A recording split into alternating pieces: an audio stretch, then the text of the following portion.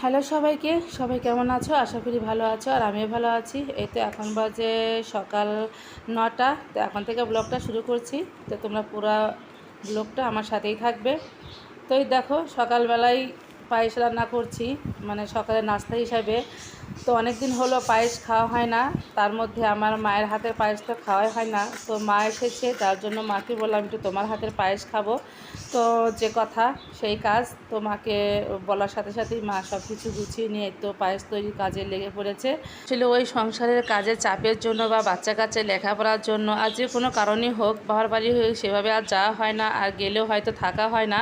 ওই দেখা যায় 2-1 ঘন্টা থেকে তারপর চলে আসি, যেহেতু বাবার বাড়ি আমার বাড়ি থেকে 5-7 কিলোমিটার মানে দূরে আর কি। আর অনেক দিন পরই মা এসেছে, তো ভাবলাম যে আজকে মাকে দিয়েই একটু পায়েস রান্না করে খাবো। অনেক দিন হলো মায়ের হাতের পায়েস খাই না। তো যাই হোক, মা সুন্দর করে পায়েসটা বানিয়েছিল। আর সবার কাছে কিন্তু সবার মায়ের হাতের রান্নায় অনেক পছন্দ, অনেক মজার। তো আমার মায়ের হাতের রান্নাও কিন্তু খুব মজার। তো যাই হোক, মাকে দেওয়া রান্নাটা করাবো না, শুধু একটু পায়েসটাই রান্না করাবো।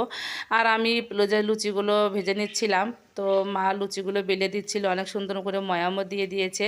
তো যাই হোক, মাকে দিয়ে বেশি কাজও করাবো না, গরমের দিন। আবার আপনারা বলতেও পারেন যে মা এসেছে দুদিনের জন্য মাকে দিয়ে কেন কাজ করাচ্ছেন।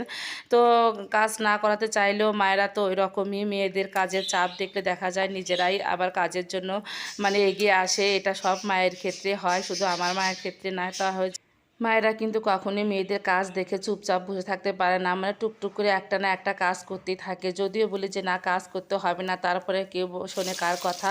তো যাই হোক, লুচিগুলো মা মেয়ে বসে থেকে ভাজি করে নিলাম। এবার ভাবলাম যে লুচির সাথে একটু একটা তরকারি রান্না করব।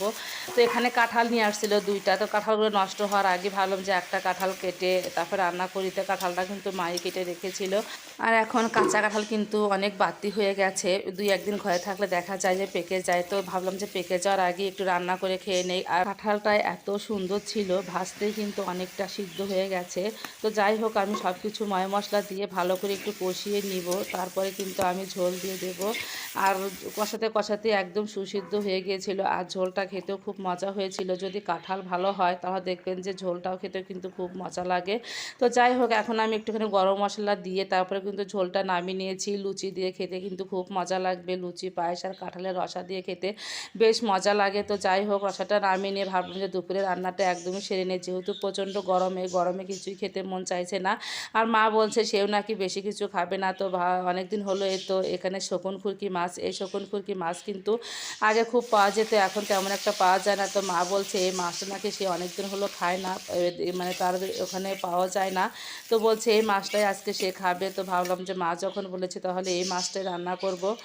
তো এদিকে আমি একটু কালো জিরা ফোড়ন দিয়ে নিলাম, আর তার আগে মাছগুলো সুন্দর করে ভেজে নিয়ে তারপরে আলু আর পেঁয়াজ দিয়ে, রসুন দিয়ে দিয়েছি, কাঁচামরিচ সব কিছু দিয়ে সুন্দর করে আমি আগে ভেজে নেব, ভেজে একদম সফট করে নেব। তারপরে কিন্তু সব ধরনের ময় মশলা দিয়ে কষিয়ে মাছগুলো দিয়ে দেব।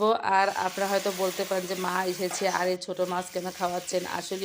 আসলে গতকালকে কিন্তু খাসির মাংস রান্না করেছিলাম, মানে মা আসা উপলক্ষেই। তো মা তো কালকে খাসির মাংস খেয়েছে, আর তো প্রচণ্ড গরম। তো বলছে যে আজকে আর তেমন কিছু রান্না বান্না করো না, হালকা পাতলা যা আছে সেটাই খেয়ে নেব। মানে বেশি কিছু খেতেও সে পারছে না, তার একটু শরীরটাও একটু মোটামুটি খারাপ। যাই হোক, এই মাছের চচ্চড়ি কিন্তু অনেক মজা হয়েছিল। বন্ধুরা, আজকের মতো এখানেই বিদায় নিচ্ছি। ভিডিওটা ভালো লাগলে অবশ্যই লাইক, কমেন্ট, সাবস্ক্রাইব করতে ভুলবে না।